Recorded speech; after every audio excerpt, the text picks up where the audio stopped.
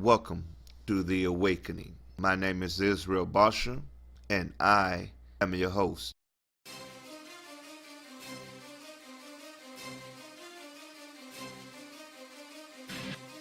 All right, Super Bowl halftime fans.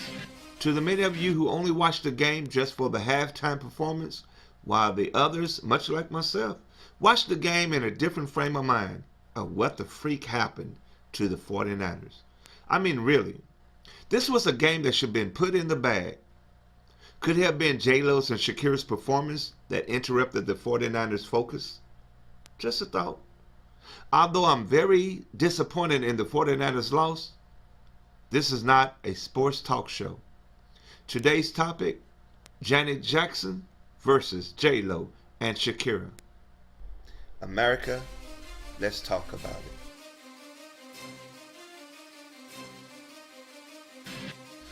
Welcome to the Awakening. My name is Israel Basha, and I am your host. All right, the buzz and the hype is still flowing for the halftime show performance that took place at Hard Rock Stadium in Miami, Florida.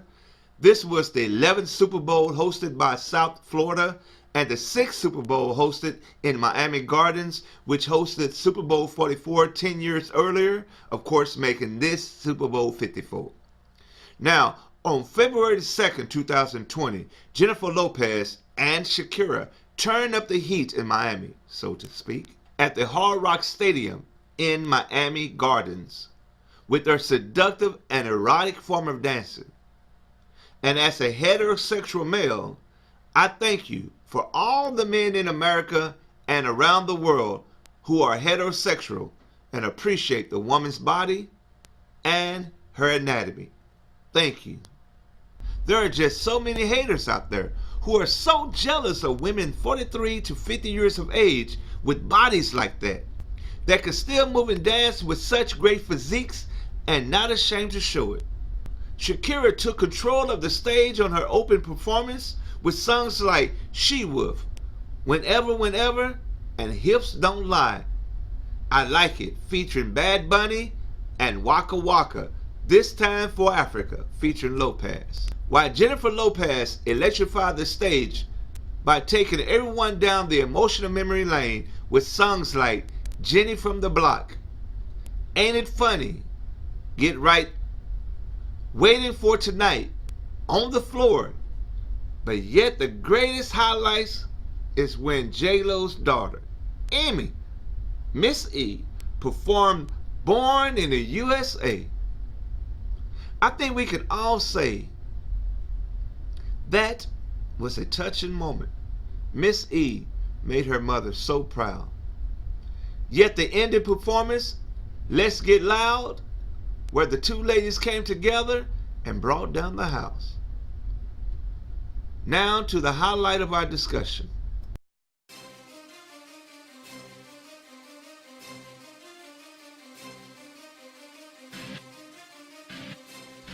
Welcome to the Awakening.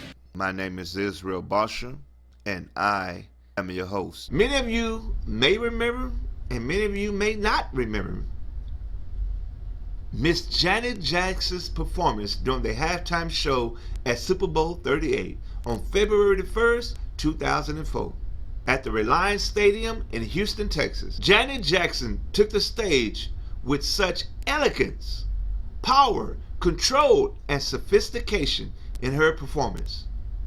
She performed some of her most memorable hits, beginning with All For You, Rhythm Nation, and The Knowledge.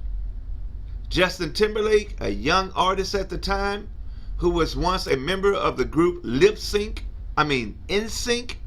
made his solo debut in 2002 with his album release, Justified, featuring hit singles such as Cry Me a River and Rock Your Body. He so reminds me of a black version of Ralph Tresvant of the New Edition group from the 90s. It wouldn't be the first time. Just saying.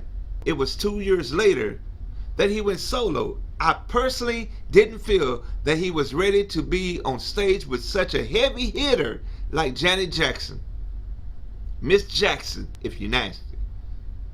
I could be wrong, but this would explain his nervous behavior and the incident which followed. Justin Timberlake appeared on stage to perform a duet of his song Rock Your Body with Miss Jackson, an honor that very few individuals get and have gotten. An opportunity like that would boost his career beyond understanding. During their performance, it was planned that Justin Timberlake would grab a hold of the outer layer of the two fabrics covering Miss Jackson's right breast, revealing the red lace fabric beneath. Let's keep in mind, Justin Timberlake was only 23 years of age at the time and was given the opportunity to get close to the body of one of the most loved, admired, and revered superstars of all time. Her surname, because of her brothers and her brother, carries weight. Hell, I'm a grown-ass man, and if given the opportunity to stand next to Miss Jackson, to this very day would make me nervous. Not because of her success, not because of her great works in the music and acting industry, not because of the many charities she supports in the aid and research for a better America. I would be nervous because I am a grown-ass man and she is a grown-ass woman. Moving on. As Justin Timberlake grabbed a hold of the outer layer fabrics, he unintentionally grabbed a hold of both fabrics, ripping them from Miss Jackson's body, exposing her breast for all to see. Imagine her embarrassment. Yet, being a trooper, Miss Jackson claimed it was due to a wardrobe malfunction. Having been in theater, working on shows like Walker, Texas Rangers, Sons of Thunder, and appearing in films such as Breakdancing and Electric Boogaloo, believe it or not, been a male model as well. Wardrobe malfunctions are very common in the industry. But what is not common is the reaction of the viewers victimizing a victim, blaming her for something that was not within her control. Furthermore, how terribly sad that CBS asked Janet Jackson to make a public apology for the incident which was not within her control. And then it happened. Janet Jackson was placed on a blacklist that pulled her videos from rotation on MTV by Les Moonves, a newly Viacom CEO at the time, who went on a rampage and ordered that Janet Jackson songs and videos be pulled from all of its properties, including CBS, MTV, and Infinity Broadcasting, a radio station group. What the hell? Leslie Roy Moonves was an American media executive who served as chairman and CEO of CBS Corporation from 2003 until his resignation in September 2018, following numerous allegations of sexual harassment and abuse. Karma is a bitch, isn't she? The FCC received more than 500,000 complaints about the halftime show, as if no one had ever seen a woman's breast before. The shocking thing is, the 500,000 complaints were mostly women. One woman actually tried to sue Miss Jackson, stating that her husband no longer found her sexually attractive after witnessing Miss Jackson's breasts on national television. To be fair, you can see more than just breasts on national TV. I mean, hell, cartoons are even X-rated today. Also, due to Miss Jackson's breasts being revealed, CBS was fined more than $550,000, and sponsors of the NFL asked to be refunded the $10 million in which they invested towards the halftime show. Seriously, people, this was an opportunity for a whole lot of people to get something for nothing. Hell, it's not as if Miss Jackson was getting paid for her performance anyway. She, like so many big stars, performed for the NFL Super Bowl for free. Why, I ask? When the total ad spend for pre-game, in-game, and post-game advertising during EBC's Super Bowl broadcast last year was $482 million. I mean, a consumer spends a total of $17.2 billion on food, beverages, merchandise, and party supplies for the big game.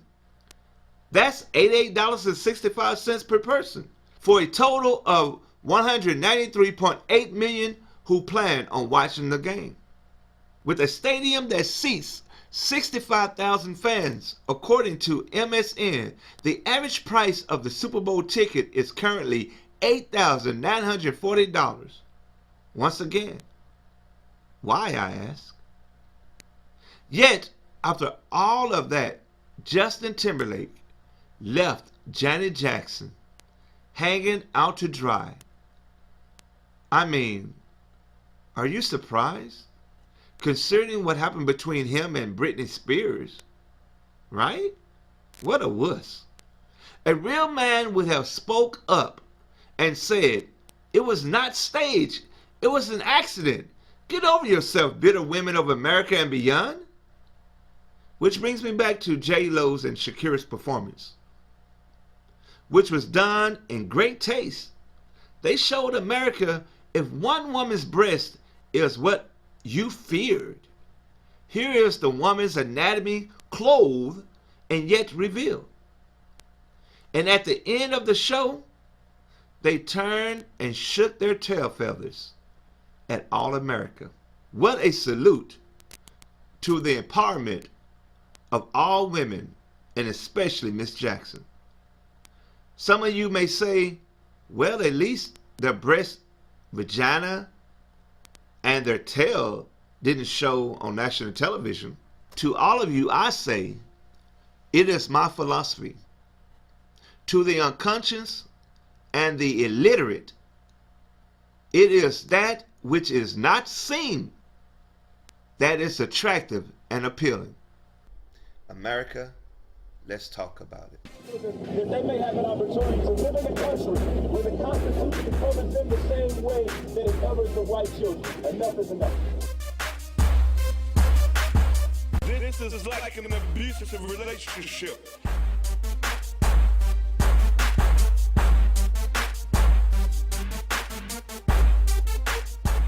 Their reaction is just like any other American. They felt like justice was not served. Welcome to the House of Basha, another moment where time has stood still for the African American community. We tend to place people in positions to where we cannot reach.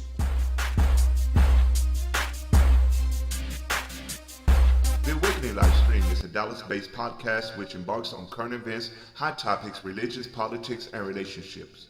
The Awakening live stream is an affiliation of the HOB House of Basha Incorporated and Unique Products by ME. If you wish to comment on the episode, be on the Awakening live stream, or just have podcast suggestions, please do so by the following. You can email the Awakening live stream at gmail.com or the Awakening live stream at yahoo.com. Or simply call and leave a message at the following number, 214-924-9023. All calls and emails are subject to be played or read on air. We look forward in hearing from you, and we value your opinion. Thank you from all of us.